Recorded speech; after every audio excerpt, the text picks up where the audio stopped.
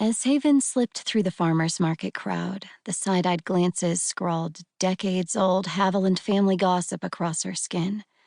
She should have grown used to it, but these days it felt far more personal. And after all she'd done to help them, or tried to help them anyway. That was over now, though, thanks to her foolishness.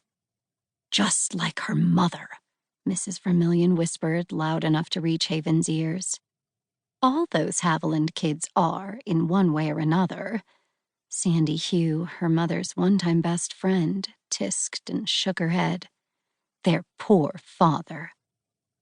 Haven fidgeted with the neckline of her blouse. Despite the heat, she tugged it up to her clavicle. Don't mind them, Haven. They only think they know our family. Her sister Rarity adjusted the scarf tying up her ebony tresses. With her capris and halter top, today's look made her appear as an extra on a 60s teen beach movie. Rarity handed each woman a 3x5 flyer advertising her vintage dress shop. Ladies, bring this card into Fringe and Lace for 30% off your purchases. Unlike Haven, Rarity welcomed the attention, good and bad, and was determined to make a living off it. Rarity linked her arm through their brothers. Daniel doesn't let the whispers bother him, do you, bro? What was that? Daniel kept his eyes laser-focused on a petite blonde selling honey from a tent directly beneath the grossly outdated "Welcome to Whisper Canyon, arrive a stranger, stay a friend" sign. Haven's stomach clenched. Leave it to her twin brother to find the one girl on Main Street he hadn't already dated. On second thought, dated wasn't the right word. At least Haven wouldn't be seeing this one on her office couch in a few weeks.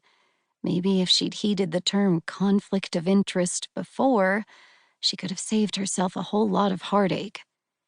Haven blew out a breath and gathered her chocolate brown hair in front of her right shoulder.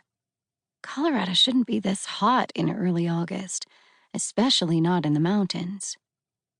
Rarity combed the loose strands with a gentle touch. Everyone's just curious why their favorite counselor closed her practice. You've been the confidant for everyone in town as long as I can remember. Haven, you know what you need? Daniel's voice was as smooth as his perfectly coiffed waves of hair. Her brother was too good-looking for his own good. A date.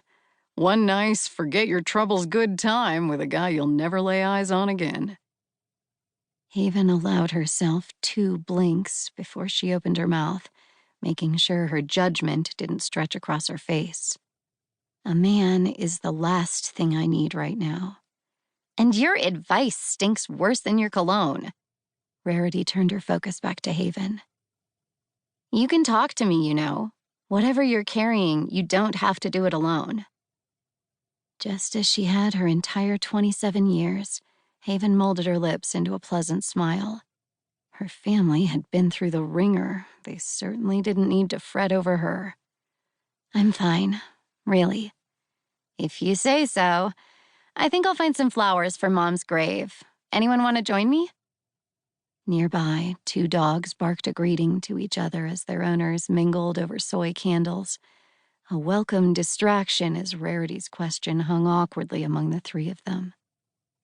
Daniel looked over his shoulder toward the blonde. I think I'll go sample the local honey. Was there any point in trying to dissuade him these days? Be careful, Daniel. Her brother neared and kissed Haven's cheek. You know me. Then he was gone. What about you, Haven? Rarity asked. A welcome breeze dipped into the canyon, cooling Haven's face.